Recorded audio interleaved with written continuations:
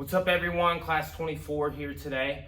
Jiu Jitsu fundamentals, going over all of our basic techniques that we teach all beginners in our academy, okay? So if you haven't yet, watch classes 1 through 23, right? There is, an order of progression. We're working right now on finishing up some looks at Haymaker defense. All throughout the program previously, we've done a lot of defenses against slaps, haymakers, sucker punches, or in boxing, you might call that an overhand, okay? So gotta be able to defend against those. Every untrained person that's gonna throw a punch in a street fight will throw some version of that punch, okay? So we'll review some things that we've learned along the way with that. And then we'll wrap up on escaping side control today. And today's class, we're gonna do a new takedown, but we're gonna review 2 other takedowns we've seen in other capacities, right? And that's the cool thing about all of the self-defense we do, is defense against strikes, is we're using some new defense that we're learning to do a technique that we've already learned, right? So it could be a fair amount of review today throughout the class, things that we've covered in different classes along the way, because we've covered haymaker defense elsewhere. So we'll get into that. We'll start off with the warm-up and then get going with technique, okay? So let's just start off with hip escapes going backwards, right? So you're laying on your back. Here you go, shrimping rather. Nice.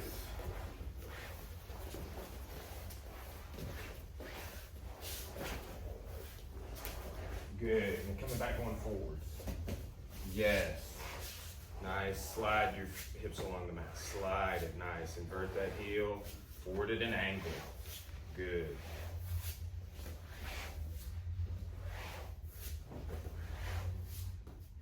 Excellent. Okay, now let's take a look at bridges, needle threads. And we'll do a little bit of falling just to kind of get acclimated to slapping the mat, right? A lot of people, and myself included, I don't spend a ton of time doing warm-ups in the all ranks class, right? But I do always do something to get our muscles moving. Because when you go from, and this is like a lot of jiu-jitsu people are talking and coaching right now about how, just doing what we just did, not super functional. Hey, all of those moves we're gonna do in techniques today. Everything we do in the warm-up, we're gonna do in a technique today. Or we'll do in a future class, but today, everything we're doing, right? It's about not injuring yourself. These people are parodying these college teams and NFL teams and stuff. It's like, yes, they also make their athletes walk for 30 minutes before they exercise, right? So before you start doing passing drills, if you're a quarterback, or catching if you're a receiver, you're gonna be warmed up, right? So you don't strain pull a hamstring. That's the main benefit. It's not just, oh, I'm getting my heart rate up. Anything you do raises your heart rate. But the warm-up, it's for the techniques. We master this stuff, the techniques are easier, right? But it's also, we don't want to strain or pull anything, okay? So on the bridges, let's just feet on the floor, side to side. Good, remember to move your head first. And it's kind of an oblique crunch when you do that. Yeah, put that temple on the floor. Boom, yes, when you complete a roll, feet a little closer to your hips, just a little bit. Nice. And that might be something you have to adjust, right? When you elongate, good. Good. Now, start bridging, and at the top, I want you to thread the needle. Good, hips will come a little higher. Go again. So, not necessarily start threading the needle here. Hips will come high here when you turn over. Boom. Yes. Nice. Very good. Try and get those hips up as you come up. Allows you to come down into a stronger base. One more. Okay. Good. Now, so let's do a different mode of needle thread. So this is I think the best way to do the needle thread with the sit through. And we do this on a lot of different techniques. But today, we're gonna turn belly down on some of our techniques. Today, we're gonna bridge on some of our techniques. So we need to have a sort of a command control of like, just even like that subtle detail, I'm like, hey, be sure you do the head first, right? So here, I want to turn on my side. I'm getting in that hip escape position when we're shrinking, forward or backwards, okay? So here, when I turn on my side and I hip out, look how easy it is to turn down. And I also change angle. So this is really good to use when someone's passing your guard. A little more advanced, but so look, I step out, hip out, all right? Thread the needle, retract, sit through. So it's a lot of our fundamental movements in one. Here, thread the needle, okay? Wrestlers are incredibly good, high school wrestlers, collegiate wrestlers, when they're thrown, when their back hits the mat, boom, they immediately turn over. It's just from doing drills like this over and over and over and over. They don't accept their back being on the floor, okay? So our back can be on the floor, we're cool with that. We can fight there, we can defend ourselves there, we can submit from there. But this is a great skill to develop, okay? So step out, hip out, yep. Needle thread, retract, knee up, sit through. Good, we can do that from a palm or an elbow. Other side now.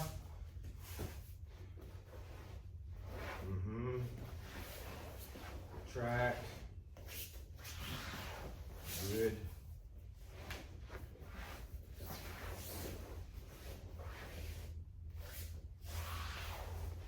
Nice, okay. So, you remember how we've been doing the crazy break fall drill with grabbing the lapel? Yeah. We'll do a new one today, okay? A lot of these break fall drills, guys. So it's nice because I see we have a good friend of ours, Chris Burns, and I collaborate with him on a lot of these techniques that we're working on. Right? He teaches all these same techniques, and so he's a Hickson Gracie student, but you know, I see him doing some of these same break fall drills that I learned in my martial arts infancy. Okay, and they were drills taught to me by my judo instructor, Mr. Dean, right? So the lapel drill, learned that from Mr. Dean. The one we're about to do, learned it from Mr. Dean, right? So they're really cool drills, but I never see anyone else show them. And I will say, actually, to my knowledge, Chris Burns may be the only other person I've seen show this one, okay? So, and basically what you're gonna do is I'm gonna get in turtle and you're gonna do a back fall over me and turtle, right? So, yes. You ever do that game where you get your friend to get down behind, or maybe you were the person that got tripped? Sure, yeah. Okay. Yep. Yeah, you get, hey, standing behind Micah, and then they go, boop. We can play it that way, but we don't have a third person. Okay, so what I want you to do is, it's like any break fall. Focus on chin tucked, breathing out, slapping the mat. But you're gonna have to, like, as you start to go back, you're gonna have to extend your hips backward. So you go off my back a little more accurately, right? So start going back, but like the motion the hips is gonna make is gonna be like that, right? But you have to think, like there, I put some weight on my heels, but this is simulating being thrown, falling, right? Just yesterday in the higher ranks class, and one of the kids, I saw him hit his head, and it was in guard. It was an incidental thing. It was nothing that anyone could have, you know. But it was like, hey man, I hit your head. You okay? He was kind of shook up for a second. Was real tough about it. But man, I was like, dude, your brain. Are you okay? Like ran across. So we never want to hit our head. So that's such a valuable skill. But like in Shaolin temples, they're like, hey, you little future monk boys, get over here and fall off this table. And that's part of the training if you're in a monastery, right? So interesting that that's one of the skills that you would develop as a monk. But you know what? You ever hear about an old person falling and breaking their hip? Yeah. Exactly, right? So focus on extending those hips back. Here. I'm going all the way down. Yeah, just fall and then you'll turn around and fall the other side. Yes. Did you get your tailbone at all first? Yeah, I think so. Okay, well, try and that extending the hips is what will help with that. Okay? Try it again. Right? So like once you start going back, extend those hips back and then round off. Right? Try that again. Better. Right? Looks better from my perspective. Kind of facing the other way here though. Good. Kind of jumped on my back like a trampoline there, but you know, other than that, good break fall. Good. Turn to do some falling this way. So like stand on this side. Good. Do 2 more over here and we'll be done.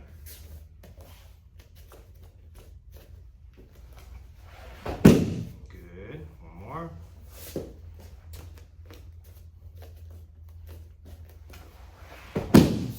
Okay. Yeah. Never seen that one before, have you? No, never. All right. Well, it's just an old school one, right? Like I don't think I've ever seen anyone else show that, and I'm sure people do. I'm sure probably everybody's doing it, right? But I don't think I've ever seen anyone show that other than Chris Brooks in Mr. Good. So break falls, that's a back fall drill. So many of the falls, forward rolls, back falls, and side falls, they help us. Okay, so let's move on now. Get a little sweat going. I see, nice and warmed up. Maybe you won't tear a hammy or anything during this workout, right? I got triggered by something somebody was saying about. And I don't personally spend a lot of time on warm. We got to learn these techniques, you know. But I don't want anyone to get injured. I have people of all ages, and some of them have past injuries, and it's just like my due diligence as a coach. Just like football teams are like, hey, you know, show up to practice 30 minutes early, and you will walk 30 minutes. And that's what all the studies say. That's the lightest impact thing you could do. It warms up your heart, your breathing, everything, right? If you can't run, walk. So that's a warm up. We'll come back with some Haymaker defense next. Okay guys, we're gonna be reviewing some of the drills that we've done throughout the program for the Haymaker defense. And we're also gonna be introducing some new things that we haven't seen yet, right? So this is kind of like what we're talking about with our warm-ups. We want them to build into what we're doing, right? That way it's just like, okay, yeah, we're fitting in like that. We're doing this, right? These are what we call ball and chain drills, right? This is gonna be my ball and chain, the belt, right? And I'm gonna swing it at you either horizontally or figure 8, okay? That's what we've seen in the past, and we've also seen where I go like this. Or I go like this. No matter what I do, I'm susceptible to being clinched, okay? Distance, right, good. So that's our distance. We have to be able to find it and maintain it, okay? Now, when I swing this belt at Micah, we're gonna work one than the other. He's either gonna come in and clinch me. We're not gonna be super specific until we get a little into some of the other defenses. So just grab me, anything will do. We'll do some specifics in a second, okay? Or after I swing, okay? So before I swing, will be then, okay? So when you see me do that, what you've gotta do is here, okay? If you're wanting to go in for a body lock, let's remember to do that like guillotine prevention, right? So, and then it's after I miss, you see like, boom, you see my shoulder like that? Close distance coming, okay? So that's gonna be what we're doing. Let's start off with, as soon as you see me rear back, you close distance and clinch. I've used this to clinch personally in training, sparring. I've also been able to punch somebody before in a boxing ring, like we're sparring. So people telegraph in that way, even though it's the context, like, oh, sparring a boxer, right? You can come back, okay? You have the time to close that distance. So, we'll move forward just our distance, there we go. Good, back, your distance.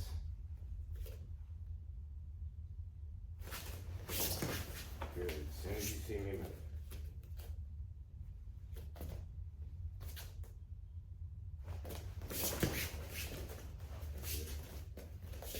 Now, see how this is incidental, but I was kind of wedging against you, does this like, but you kind of pinned me there. If that happens, right, come in on me one more time. If that happens, come over here, and you can peel that in out as you come in. right? So if I come in and you're kind of blocking here, wedging against, look what I can do. I swing that elbow through. So anytime I'm coming in, put your hands up like this, and I want the clinches, and I want to get on the inside. Huge. Right? Huge. That's just a simple thing. We always use it. Okay?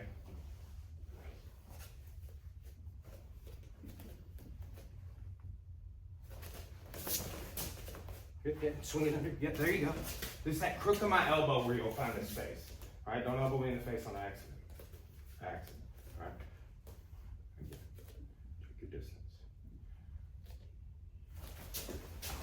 Oh, I like that. I like that. Good. Okay, now let's do some after I swing and miss, and we'll do some moving around. Okay?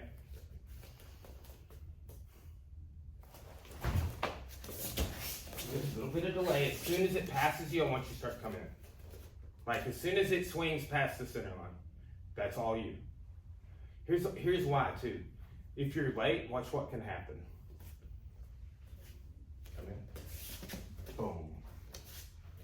Now, likelihood, if somebody throws that hard, they'll probably be off balance.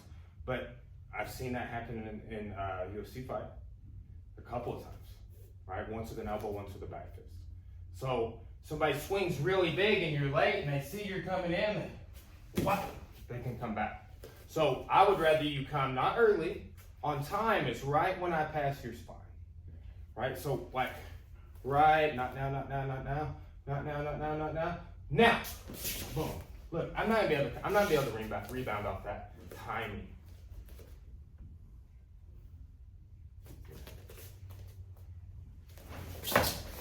Nice.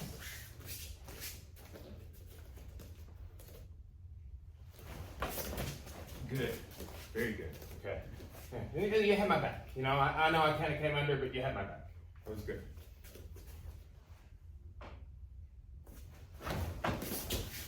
Good. So you got a body lock over both arms there. All right. Now, let's move with this. Okay. So let's do a couple of times before, a couple of times after. And then here's the thing. If you don't go before, I'm obviously going to swing. I'm going to rear back and swing no matter what. You either get me before I swing or you get me after I swing. All right? So move a little closer to the center. Here. Nice. Get my ball and chain ready.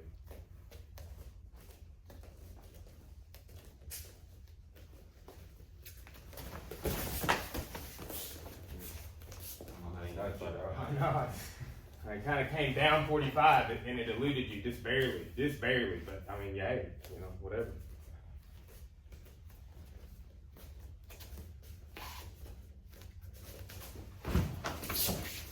Good.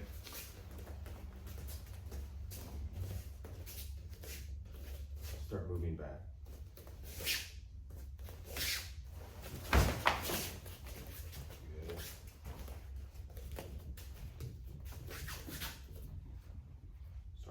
Forward. Ooh, got a little too close that time, right? Here, hands are up. Don't do anything. Yep. Just checking the distance. It's like I know how to tie this thing for it to work out, right? So, okay.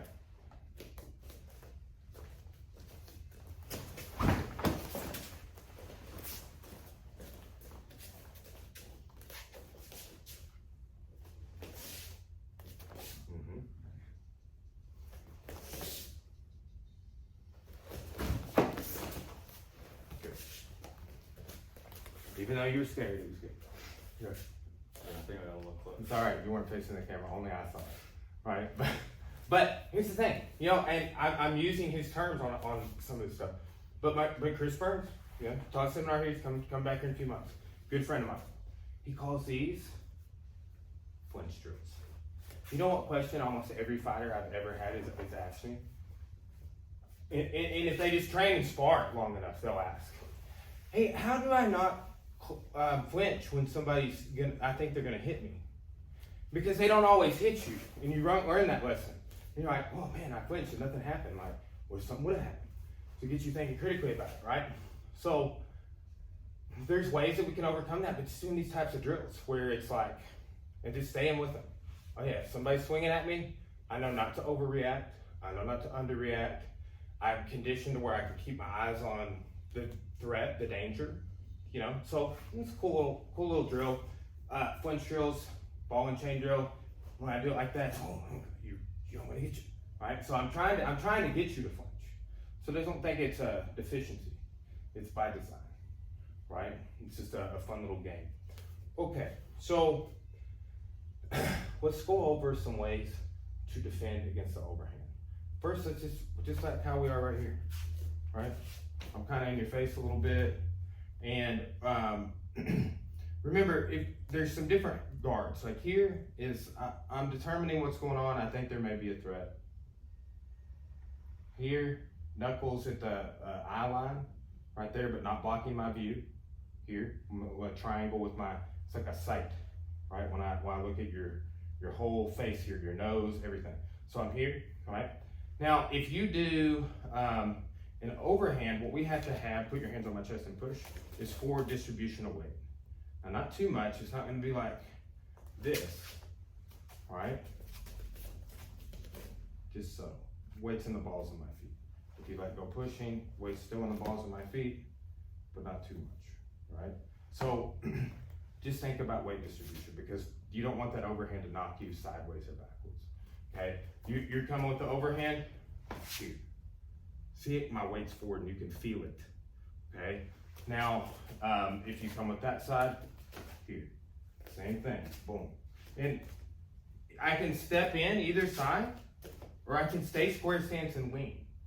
I can do this if I was totally prepared and I was able to get my base, obviously. And if odds say that, but their backhand may be the one they throw. Even though I was at a table of 10 people and 3 of them were left-handed, myself included, over the weekend, most people say it's 90% of people are right-handed. Okay, so what if it's a left-handed person? So, but most of the time it's here, and then if they're really overcommitted, they'll step. And that's some of the new stuff we'll see today. Okay, so I'm just gonna come with haymakers, slaps, sucker punches, however you want to think about them. You're here in just a neutral stance, side forward just a tad. Yes. Yes, good. Nice. Very good. Okay, so that's basically just blocking. Now, let's think about cover blocking. This is a little closer range, like somebody's really in your face and they want to throw that punch, but they're super close to you. That becomes more of in boxing what we would call a hook. We'll just call it a round punch, because it comes around like our round kick, okay? So when this happens, we're gonna cover block, okay? So hands are here, cover block, okay? Cover block, good. Now, once we cover block, we can come back with a vertical elbow. So upward with this one, like here, yeah. So we can come back with a vertical elbow, nice. Hands are here, do that same side again. Cover block, elbow. Cover block, elbow. Cover block, elbow. Yeah, see if that one blocks as it comes back down. This one could be blocking, but I'm striking with it. If they're throwing 2 hooks, it's gonna block, but I'm gonna get you right up under the chin. Because that's the thing, like if you were trying to throw a hook, boop, straight line's faster, inside position's better. That's what we're saying on clinches, okay? So that's when we cover block, elbow. That elbow could be another cover block. Hands up. Here, elbow, nice. Here, elbow, very good. Simple, okay? So we got the forearm block, we got the cover block to the elbow. Let's do this, let's go cover block, elbow, clinch. Okay, so go cover block, elbow, and then clinch. Nice. There you go. Cover block, elbow, and then, yes, roll it under like we were talking about earlier. Cover block, elbow, clinch, good. Cover block, elbow, clinch. Nice. Good job. Okay. So, some really good options there, right? Now, let's work on level changing, going underneath it. We need to be able to block it, But there's a saying in boxing, in kickboxing MMA, if you're blocking, you're losing.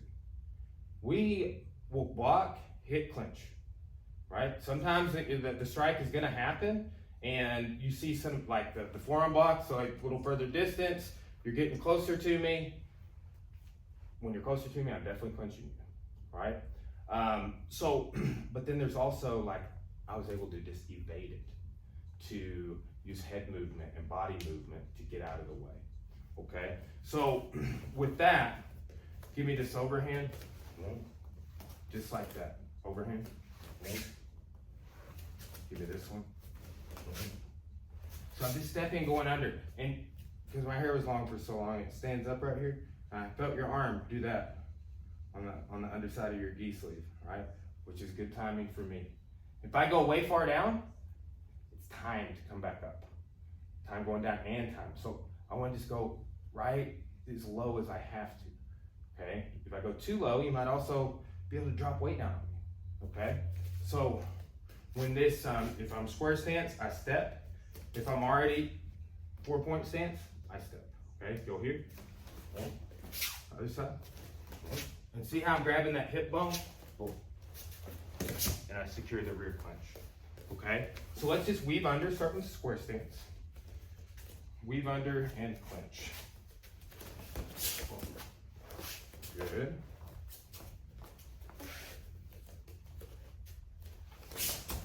Good. Instead of this happening, this will be the one we do next, okay?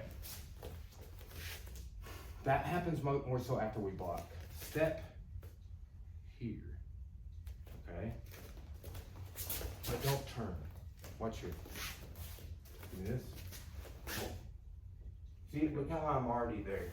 Then I step with that foot again. Okay, so look, I'll step with this foot. You go here. 1, 2. Okay. Yes, beautiful, good. And that other one's really good, right? We're gonna do that one in 2 seconds. That one, see? That'll happen. It'll happen. Good.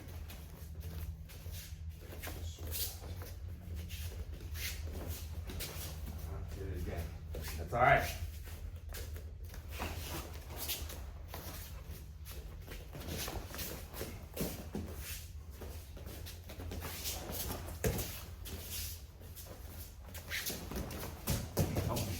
That's all right. Now I'm trying to turn it up on you a little bit with the intensity and the timing of like, hey, I know it's like, oh, I gotta go again. React.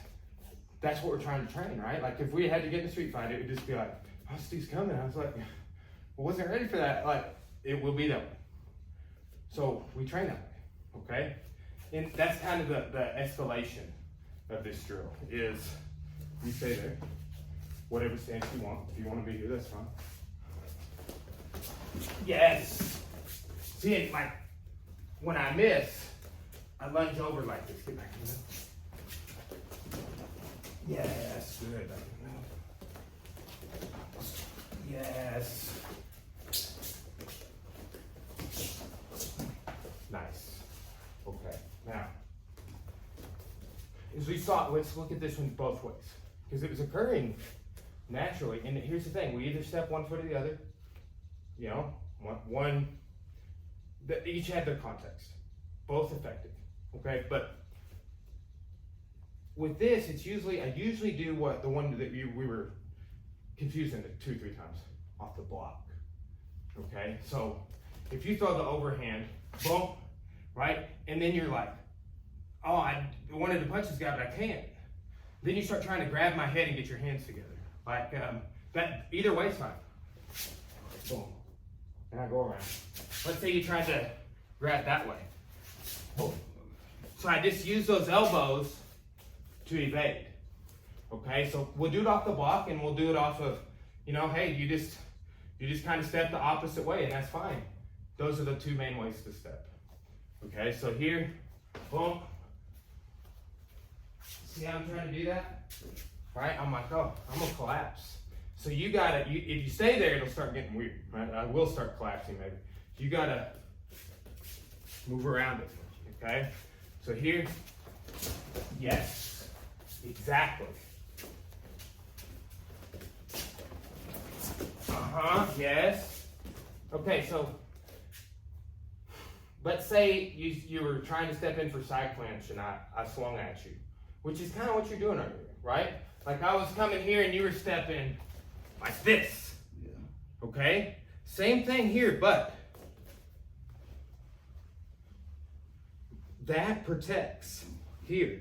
Now walk around. Boom. Okay, so there. Yes. Again, we'll do this side. You did the block and you went right to the back. That's okay. Good, that's fine. Again, earlier, that was not the mistake. It's not a mistake if it's a real thing. You just did something else. Both of those are good. Today I was just going to more overview from the block, but it works from, how many lessons have we done on, hey, you put me in side clinch, here we go. Yeah. Yes, and then I start doing this. I taught a whole seminar on it this past weekend, right? Like the whole first block of it was somebody is grabbing your head from the side. You have a side clinch on them and they're grabbing your head. People are going to do it. They're going to do it on the ground, standing up. They're going to do it after they failed to be able to punch you. They magically turn into a Jiu Jitsu person, right? So, just some context there. That's the ways to block and evade the haymaker, the overhand punch. Okay, and again, that kind of is paired a little bit with hooks. If we're in the phone booth together in a confined space, right? Like a little hallway. I'm in places like that all the time, right? You might go. There's a great place to get some food downtown Little Rock, Dugan's Pub, free commercial, right? And sometimes I'll go train a Little Rock, and I'll go eat there on my way down. And then you got to go down this kind of little tiny hallway to the bathroom, and then you're sitting out in the patio. There's a little tiny hallway, and then sometimes there's belligerent drunk people there who have a problem with you being in the tiny hallway at the same time as them. Stupid stuff like that, right? Usually drugs or alcohol involved. But we go places and we see people all the time that drugs and alcohol are involved. And a lot of times we don't even know it. But in an environment like that, we know. So just, that's awareness. I use these metaphors and things just as little situations for you to look at and be like, okay, that's how I can remember that and apply that to some situation in my life, like in heighten my awareness. Everybody talks about awareness, but how aware are you when you go out somewhere that somebody, like, hey, you're sitting right there at Dugan's Pub at the bar, eating your club sandwich. How's your awareness? Right? There's a little area over here. Your back's either to the door or it's to your left side, right? And it's like thinking about things where it's like, do I have an injury? If I need to react quickly, what would I do? And it's just, the more you do, I'm training every day, so everything I do kind of becomes thinking about things over there, right? So it's almost a mind game. It's fun. So next, we'll haul our faithful and royal crash pad out, and we'll do some throwing techniques. All right. What's up, everyone? We've got a crash pad out, this new class prop. We use this in the classes sometime. And it's when we're doing some of the bigger throws, like the Seyanagi, right? Or the hip throw, the shoulder throw and the Ogoshi, the hip throw. Today we're gonna introduce a new throw. It's called Kokunagi, right? And it's a throw, it's a Japanese throw. You see it in different martial arts, and it's also very similar to another throw called Tsukunagi, which means scoop, right? So, and I like to look at the variations of the throw.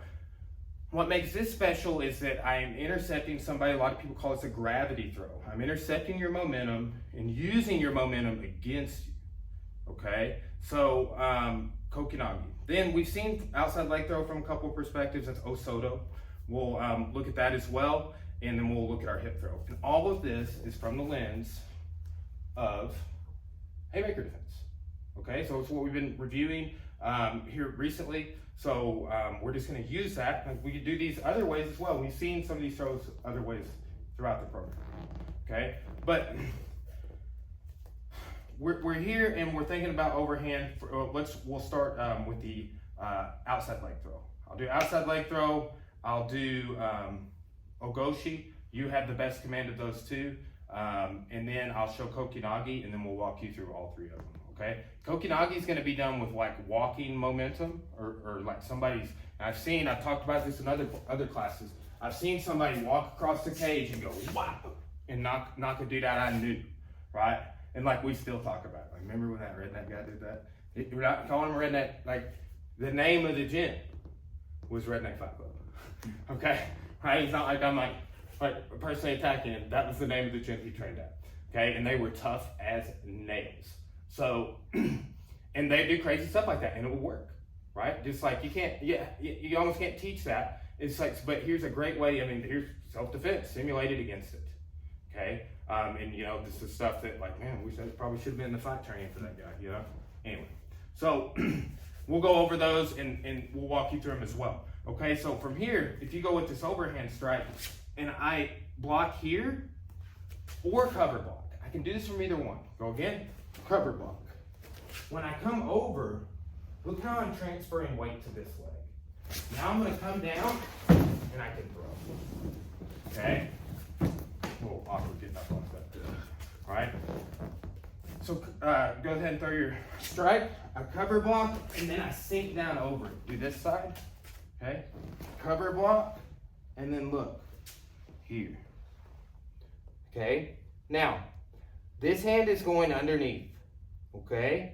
Sometimes we can put this here and still throw, okay? If it goes around to my back, I throw him with the over the shoulder Seanagi throw we saw in a recent class. Okay, so here, all this weight, I come in, and there's the throw. Okay? This side, here. This side, boom. All right. Now, the ogoshi, swap me places. The hip throw. Ogoshi just means major hip throw in Japanese. Jiu Jitsu, Japanese words. Okay?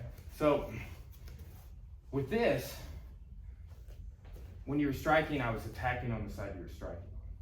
Here I'm going to be zoning away. Okay? So give me this overhand out here. I collapse, I come in, right? Step in front. Again, here. Okay, look, hook here. If he ever tries to pull this back, he's telling me which throw to go with. The first one we did. So they're linked in this way. Okay? He goes overhand, boom. So right when I blocked and I hooked, if he pulls at that point, we're going here. Otherwise, I'm going around here. Okay? Sometimes we've seen in the previous class, the person we did on the hip throw, he steps behind. Yes. That's the ogoshi from the overhand defense. Okay, we've seen that in previous class. That's 2 classes ago, right? Class 22, that's what we did. It's just literally reviewing, throwing it in here into the mix, okay? Now, let's take a look at the kokinagi. This is the exotic throw of the day. And really, one of the more exotic ones in the whole course. What I love about what you see with a lot of the self-defense techniques is because judo became so highly stylized for Olympic sport. A lot of those techniques you don't meet very many people that know them.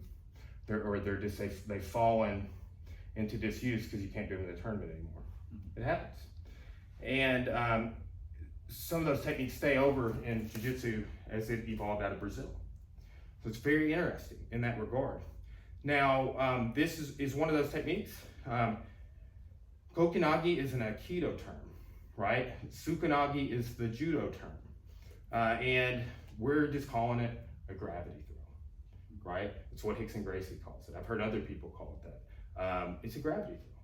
So how do we do this gravity throw? Well, somebody's walking towards you. So I'm going to simulate real quick. And we were doing this on some overhand defense earlier. But you know, it's gonna be, and we're just gonna do the dominant side. But it's gonna be, they're walking forward, and I think this will work out about right where, oh, yes, okay? Now fit into me, yeah, yes. See when you did that, how I went like this. So you gotta get down but not bend over.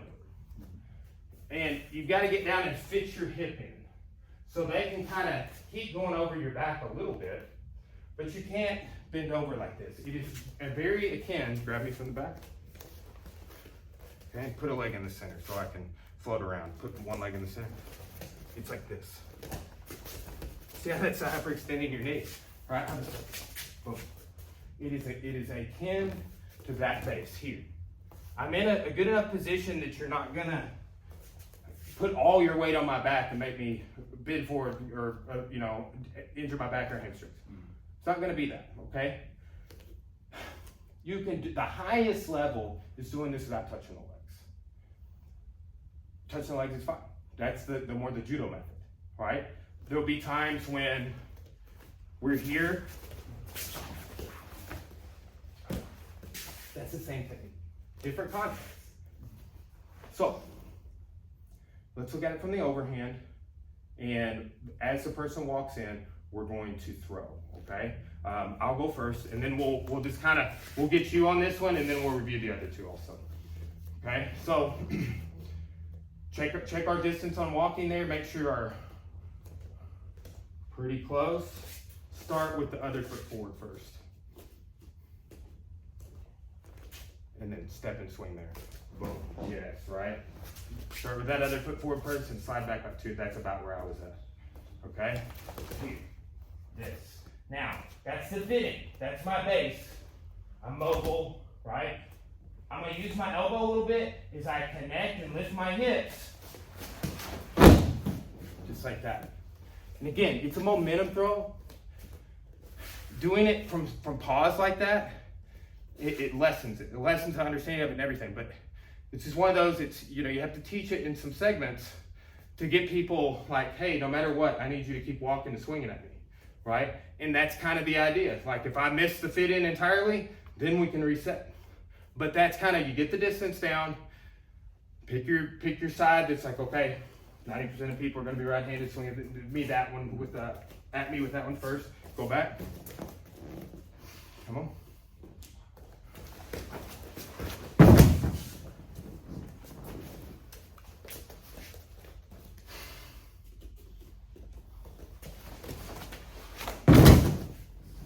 Good. Okay, your turn. Don't fall on me like when we were doing this last time. It happens. You just can think you're an Olympic level judoka if you accidentally go down. Okay. All right? Let me check my distance.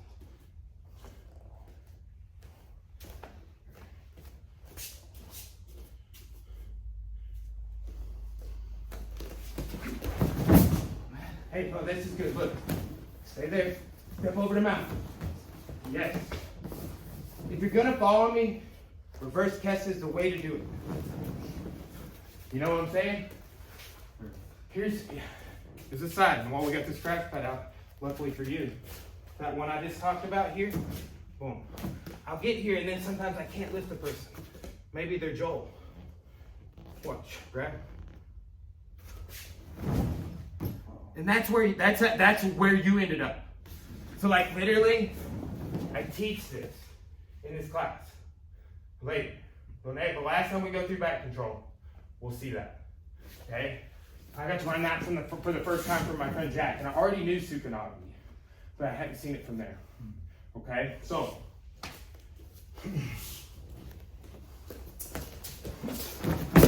nice. Yeah, punch me in the face while you're done. That was pretty. I thought you were gonna Mr. Miyagi, dude. You're like that. You know. One of my favorites.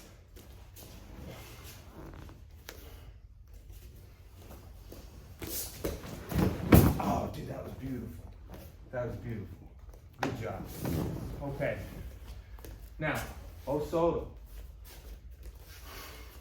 Actually, I'll be here for Osoto.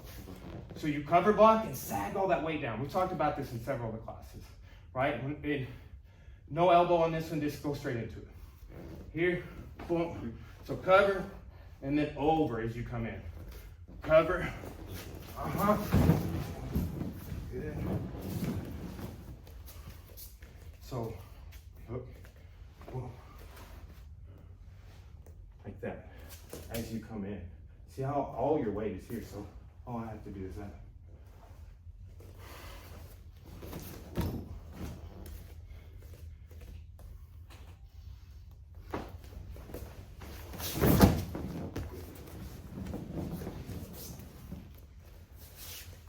Think about, I like the knee drops if they're on people. So think you were simulating that. But then too, like think awareness. It's 108 degrees. It's August. We're in Arkansas or Florida. The only other place that's like arguably hotter to me than here. And it's like, if you hear on the news, like don't take your dog walking without dog shoes. They'll burn their paws off. Like it's that, like it's cooking eggs on the road, melting shoes. You don't want to go down. I'll throw you down there. I'll drop you on that. I'm not going down there. It's awareness, right? So, but just think, like sometimes I'm not too worried about that. I'm gonna be concrete, but maybe got some carpet and the padding over the top of it. I'll drop my knee right in your solar plexus or on your face, you know, before we see what's next. But also think, wherever you're at, mall, whatever, do they have friends? If I commit to grappling, is somebody gonna come up and start punching me in the back of the head? So that's that awareness conversation again. Okay, a little closer. Much better. Good. Oh gosh. So block it and zone to the side clinch. So Soto was over under clinch. The Kokinagi, just haymaker defense. Like you're just evading. There's no clinch involved. You're passing through. This, block and go away from the strike, not into it. Osoto, you went into it. Block, go away. Step in front. Take a good spring with your hip.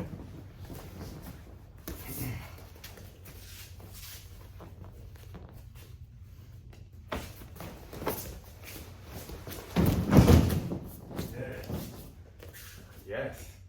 Hey, you should be that good at that one. That's the one you probably have the most on, right? And we do that one all the time. And here's the thing. I got my shoulder broken with a pip throw one time, my collarbone. That's why I do it all the time too. I'm like, you know, at the time that happened to me, it was somebody they weren't a good training partner. They threw me poorly. They didn't know judo either. But how can I ensure that doesn't happen to you? It might be a fluke thing that happens, but you know what? Your education's gonna be so high on this, you wouldn't let somebody throw you that way. You know what I'm saying? Like you can pass on to them. The deficiency, the problem, is when the academy doesn't do the hip throw. Because the hip throw exists. You see it in competitions, you see it in judo, jiu-jitsu, MMA, it exists. I saw Frank Mir throw Big Country Nelson in UFC with Harai Goshi. Big Country is so big. That's why it's big as a country. That's that one. It's a 300-pound man. And he cut down a little bit at that time. But these are heavyweights. They were at the top of the weight class, right? That's a hip technique where I use my leg. Still classified as a hip technique in judo. So, you know, that's, you gotta have people educated on it. If you're not good at the hip technique, you might know something about that, you might get it, but if the hip technique leads into understanding that next one in a more complete way. I might like the second one, the with the leg, but it comes off the hip. It's like when the hip doesn't work, I may have to add that. I may have to go from 0 to 1. The hip throw 0, hip throw with the leg's 1. Right? And the hip throw with my leg here is 2, etc. All right? So that's our throws. We did Kokinagi, or the gravity throw. We did Osoto, outside leg throw. Osoto just means outside, okay? And then we did Ogoshi, the major hip throw. That's a literal translation. It's just, we always call it the basic hip throw. It's number 1, right? Okay, so that's that for today on those techniques. We'll be back with some escapes from side control to finish up the class. Okay guys, we're gonna do a side mount escape. He's gonna have head arm side control. And this escape will be a dialectic escape. It means A and B basically. It means I'm gonna use this way of looking at getting out. And I'm gonna have not one option, but two. If the first one doesn't work, the second one will, right? And I could go straight for the second one, but a lot of times when we reason, we say, oh, you know, that second one, it's my technique, so the first one's garbage. We just get into these habits where we, we discount things, right? So don't do that. Think about, oh, they can be a team. They can coexist. They actually, if both of them are together, it's a more complete picture. People they want it to be black and white. They want it to be one or the other. Both can lead to a more complete understanding, okay? So let's take a look at these escapes. And then the second escape takes me to this position in judo. It's called Han-Kesagatami. It means scarf hold. And the third one will escape from scarf hold. So after we get there, we'll kind of go over an escape. It's a lot like side control headlock, okay? So first is get me in head arm. I've been teaching some of this in the all ranks class from the head arm. And think about this as a headlock. He's controlling my head with his shoulder, right? He's got his hands together and gripped, and he's squeezing my upper body. This is not fun, okay? This is not, but here's what's not fun is not knowing ways to get out of this that are exciting and fun to think about and learn, okay? So with this, I'm gonna think about two things. I wanna become heavy, and I wanna push his arms down, okay? So what I'm gonna do here is I'm gonna do a move we call a pendulum. So I'm gonna go this way, and then I'm gonna whip my body this way. My shoulder on this side is gonna come up, and my shoulder on the inside is gonna come out to face the camera. As I do that, as I turn this way, I'm gonna put all my weight on his arm, okay? So I'm here, boom. It gets pretty intense. Made you let go, okay? So I'm pushing down that way, and then I'm not wrapping like an overhook like this. I'm pushing down by hanging my weight, okay? So that kind of just made it all let go, and then I've got all this space to come in for a guard, okay? So the pendulum is here. Like there, I spun and got my shoulder out, okay? And I didn't do anything with the arm, all right? The second technique is when the arm part would not work, okay? So what I do in that instance is I'm gonna cut this tricep and go over his head. So if I was getting my guard back, my hips would be this way. I want to turn them and come up to my toes.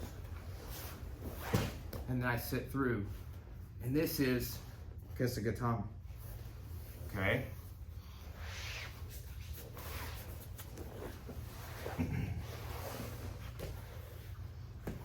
So, this arm is very important. I'm going to whip this way and pendulum out this way. And I'm braking. That allows me to recover my guard. Here, keep his posture down.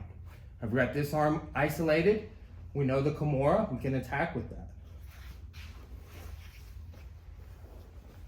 Okay, now, I break his grip, he comes more on my upper body, you don't have the arm details down yet, whatever it is. Option A, it's not perfect. No techniques are 100% perfect. You might have just made a mistake. All right, so when I go for this technique and I get out on my side, but nothing happened with the arm, that's when I've got to switch my hips, okay? So all I did for that, turn this way. All I did for that, just a little bit, was I was on my side, is I do this. All right, I already have space between us. So like I see that he hasn't let go, but I've got space. Switch your hips, okay? Now, I'm gonna come up and drive. Boom. Okay? Han-Kesagatami is when we have his arm under our arm. We have our thigh, right? And we're controlling at the triceps. Sorry. So, that is the A and B of things with that. Let's take a real quick with Micah doing that. And then I'll show the Honkesa escape real quick.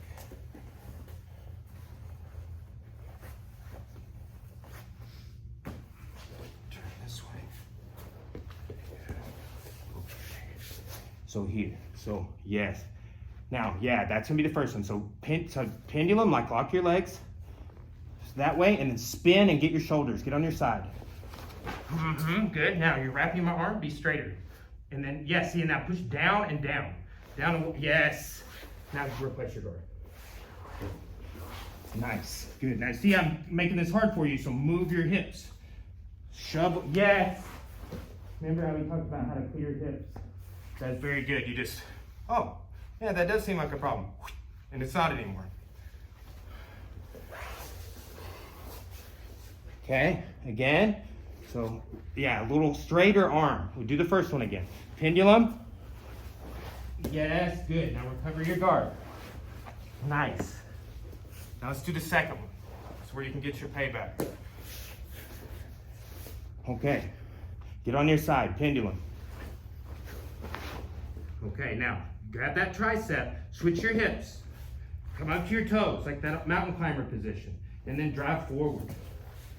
Oh yeah, that's not bad. Grab your thigh, okay, and bring that other knee, yeah, that, like that, knee up though. Like I can't reach it, because you're more forward. This leg goes that way. Yeah, this is terrible. Good job. Now put this arm under your arm. Yes, this I'm ready to tap to the position. It just got better and better and better. And here's the thing. You had a couple adjustments to make, you make them.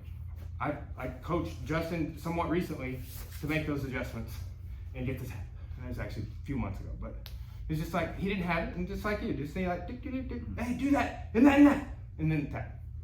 All right, so good work. Lastly, let's look at the Honkesa Gatami escape. Okay, with this one. I think about the beginning of it almost as uprooting a tree, like pulling you up before I bend you over, right? There is definitely a kind of a lifting up component to it, and then you bridge and roll. So put me in Kesa. So this is an Upa escape. Okay, so here, I'm gonna grab, and if I just try and bridge right away, it's not gonna work. I've got to get some off balance, some connection, and I've got to create a little bit of momentum. So look here, I'm going to grab like this. I'm going to use my feet to bridge, and that's going to be kind of the lift. Yeah, got you going over. I'm going to get you to cross like that, where we're going. Okay, so look, I'm going to go up and over. Now you see kind of the benefit too of the bridges. And being able to turn over and how you were switching your hips. Those are needle threads, reverse needle threads all day long, okay? Now, this one, you're just gonna pull up first and you wanna bridge with that just a little bit and then try and pull me over. If you just try and go over it first, it's not gonna work. It might, and work against some of the people that you train with all the time, right? Whether they're higher ranked or bigger. So let's go down this way a little bit. Okay. Go here, right? So pull me, bridge, and come up, and then over. Yes! Good. And the rest is just your feet. Think about like this. I go here, right? And then I need a bridge like that, okay? So that leg will scissor over. Do one more. And Mike, this will happen. Like, try that first escape. Like, I felt like, yes, see, I can chain together. Or, like, I felt like I was going up on your upper body, so I'm like, oh, I'm gonna grab your head. Even though I did abandon the underhook for that. Where that'll work too is like the escapes we did last class, where you're here, play that out. You'll be winning me there, beating me there and winning, and I'll have to go here. Okay, so pull up. And ooh, nice. Oh yes. Good. Okay. You know what? I learned a lot of ways to escape Kessa. That was the best one I know. It's the simplest. And like we was fortunate to learn that one from Hicks and Gracie. And we were like, all of us there were trying to do some other Kessa escape we had seen at some point. And he's like, why do more? Do this. This is the efficient one. And it's contextual. They might be just like all their weight dead on the mat. Well then, hey, you're not crushing my life like you could be, and I could do other things, right? If they're just dead weight, I'm not gonna try and deadlift and throw my back out. I'll do a different technique. So think about that. You know, okay, A and B, they can, yeah, two things can exist. This escape might not always work for some reason or another. Oh, okay, they just dropped all their weight down. It doesn't work. So then there's another technique out there for me. And it's our job to go find that technique, to come to class, to learn it, critically think, and figure it out. All right, good work.